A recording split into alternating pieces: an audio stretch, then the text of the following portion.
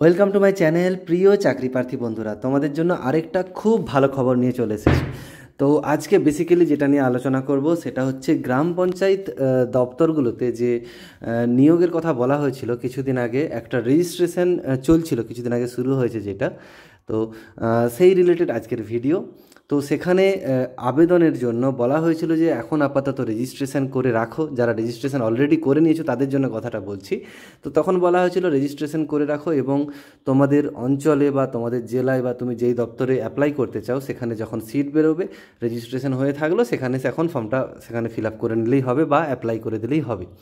তো এই অ্যাপ্লিকেশনের কিন্তু প্রথম দফা বা ফার্স্ট ফেজ অলরেডি শুরু হয়ে গেছে। এখানে কিন্তু তোমাদের কিছু ডকুমেন্টস আপলোড করতে হবে, ঠিক আছে? যারা অলরেডি রেজিস্ট্রেশন করেছো তাদের জন্য কিন্তু কথাগুলো বললাম।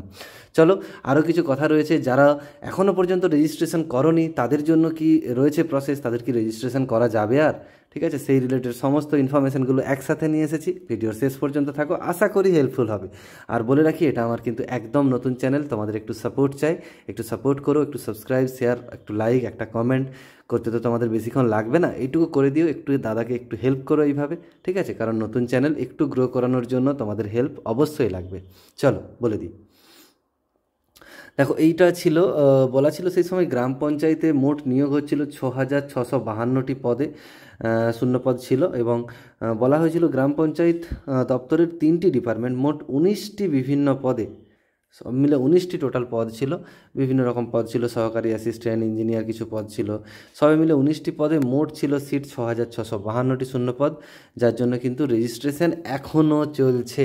তো যারা এখনও পর্যন্ত রেজিস্ট্রেশন করনি তাদের জন্য যেমন এই ইনফরমেশনটা দেওয়ার ছিল যে রেজিস্ট্রেশন প্রসেস কিন্তু এখনও চলছে। তোমরা চাইলে কুইকলি, তোমাদেরকে বলবো, দ্রুত রেজিস্ট্রেশন করে ফেলো। যে কোনো মুহূর্তে কিন্তু রেজিস্ট্রেশন প্রসেস বন্ধ হয়ে যেতে পারে, সেক্ষেত্রে পরবর্তী সময়ে তোমরা আবেদন করতে কিন্তু পারবে না। সেজন্য রেজিস্ট্রেশনটা কুইক করে নাও, একদম খুব তাড়াতাড়ি করে নাও রেজিস্ট্রেশনটা। এখানে বলছি, দেখো, আপনারা যারা এখনও পর্যন্ত রেজিস্ট্রেশন করেননি তারা দ্রুত রেজিস্ট্রেশন করে ফেলুন। তারপর কি রয়েছে দেখো, আবেদনের যোগ্যতা। তো বিভিন্ন ডিপার্টমেন্টে নিয়োগের কারণে এখানে আমরা জানি যে অনেকগুলো পোস্টের ফর্ম একসাথে, গ্রাম পঞ্চায়েতের যত রকমের কর্মী থাকে সবার ফর্ম বেরিয়েছে। তো সবগুলো চাকরির ক্ষেত্রে যোগ্যতাও বিভিন্ন রকমের হবে। তো কোনো যোগ্যতার কোনো ক্ষেত্রে যোগ্যতা দেখা যাচ্ছে মাধ্যমিক, কোনো ক্ষেত্রে অষ্টম শ্রেণী, কোনো ক্ষেত্রে উচ্চ মাধ্যমিক পাস, কোনো ক্ষেত্রে কলেজ পাস, এবং বয়সের সীমা দেখা যাচ্ছে 18 থেকে 45-এর মধ্যে ঘোরাঘুরি করছে। বিভিন্ন চাকরির ক্ষেত্রে বিভিন্ন রকম বয়সের সীমা রয়েছে। এবার দেখো নিয়োগ প্রক্রিয়া কীভাবে হবে। বেসিক্যালি চাকরি প্রার্থী এখন তো রেজিস্ট্রেশন যারা করে নিয়েছো, খুব ভালো কথা। যারা এখনও পর্যন্ত রেজিস্ট্রেশন করনি তারা রেজিস্ট্রেশনটা করে নাও, এবং তার সাথে আরেকটা পোর্টাল খুলেছে, সেখানে তোমাদের কিন্তু অনলাইনে কিছু আপলোড করতে হবে। ছবি, সিগনেচার বা অন্য কোনো তথ্যও হতে পারে, সেগুলো কিন্তু আপলোড করতে হবে। এটাই বলা হচ্ছে যে আবেদনের প্রথম স্টেপ। এখনও পর্যন্ত কিন্তু সেইভাবে কোনো জেলায় শূন্যপদ দেখানো হচ্ছে না, বা আবেদন, বেসিক্যালি মেন যে আবেদন সেটাই যাওয়া হচ্ছে না। এটা প্রিলিমিনারি প্রথম স্টেপ বলতে পারি, যে ডকুমেন্টসগুলো আপলোড করা চলছে। এবার কি হবে, বেসিক্যালি ডকুমেন্টস তোমাদের আপলোড হয়ে যাবে, তারপর তোমরা আবেদন করবে। বিভিন্ন যখন সিট বেরোবে সেই সিট অনুযায়ী আবেদন করবে। পরবর্তী সময় ওই রেজিস্ট্রেশন যেহেতু করা হয়ে যাচ্ছে, আইডি পাসওয়ার্ড তোমরা পেয়ে যাবে, সেই অনুযায়ী তোমরা আবেদন করবে গিয়ে।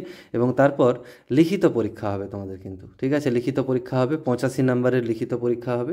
সেই পরীক্ষাতে যারা কোয়ালিফাই করবে, কাট অফ যারা পার করবে, তাদের ক্ষেত্রে ইন্টারভিউ হবে। ইন্টারভিউ নেওয়া হবে 10 নম্বরের, এবং কিছু কিছু ক্ষেত্রে কিছু কিছু বিষয় রয়েছে, কিছু কিছু চাকরির ক্ষেত্র রয়েছে যেখানে কম্পিউটার টেস্ট হবে, ঠিক আছে?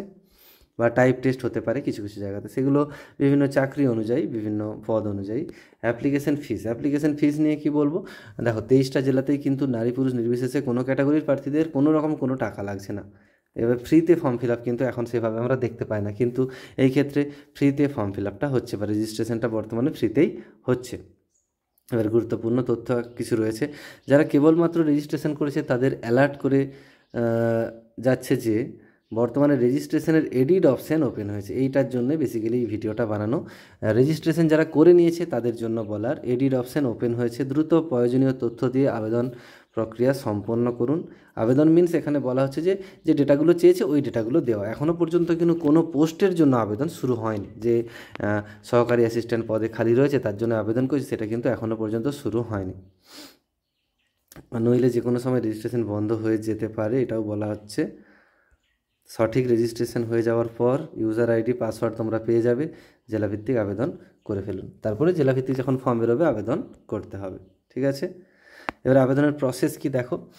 প্রথমে রেজিস্ট্রেশনের জন্য বৈধ মোবাইল নাম্বার, এক মিনিট,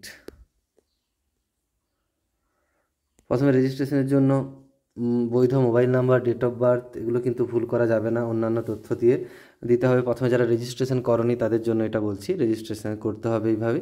তারপরে প্রোফাইল ক্রিয়েট হয়ে যাওয়ার পর, অর্থাৎ রেজিস্ট্রেশন হয়ে যাওয়ার পর তোমরা কী পাবে, একটা ইউজার আইডি পাবে, একটা পাসওয়ার্ড পাবে, সেটা দিয়ে তোমাদের লগ ইন করতে হবে। লগ ইন করার পর প্রোফাইল ওপেন হলে এডিট অপশানে ক্লিক করতে হবে, যেটা এখন বর্তমানে শুরু হয়ে গেছে। যারা রেজিস্ট্রেশন করেছে তারা এডিট অপশানে চলে যেতে পারো, বা যারা রেজিস্ট্রেশন করনি তারা রেজিস্ট্রেশনটা করে তারপরে এখানে করতে পারো। এডিট অপশানে যেয়ে প্রয়োজনীয় সঠিক তথ্য দিয়ে আবেদনপত্র পূরণ করতে হবে। নিজের স্বাক্ষর এবং ফটোকপি আপলোড করতে হবে, সই এবং ছবি আপলোড করতে হবে। সব কিছু হয়ে যাওয়ার পর সেট করে সাবমিট করে দিন। সাবমিট করে দিতে হবে। পরবর্তীতে যখন জেলাভিত্তিক বলা হয়েছে, পরবর্তীতে যখন জেলাভিত্তিক গ্রাম পঞ্চায়েতের অনলাইন আবেদন শুরু হবে, প্রোফাইল লগ ইন করে আপনি সরাসরি পরীক্ষার জন্য আবেদন করতে পারবেন। ঠিক আছে, এই ব্যাপারটাই বলতে চাইছিলাম প্রথম থেকে। তো মোটামুটি এই প্রসেসগুলো ছিল। তোমরা কুইকলি যারা রেজিস্ট্রেশন করোনি এখনও পর্যন্ত, কুইকলি করে নাও, আর দেরি করো না। এবং যারা করে নিয়েছো তারা সিলেবাসটা দেখে পড়াশোনা শুরু করে দাও, এবং সিলেবাস নিয়ে যদি কোনো ডাউট থাকে সেটা আমাকে জানিও, আমি সিলেবাস নিয়েও আরেকটা ভিডিও বানিয়ে দেবো। ঠিক আছে, চলো এখানেই রাখলাম। সবাই খুব ভালো থেকো, সুস্থ থেকো। Thanks for watching.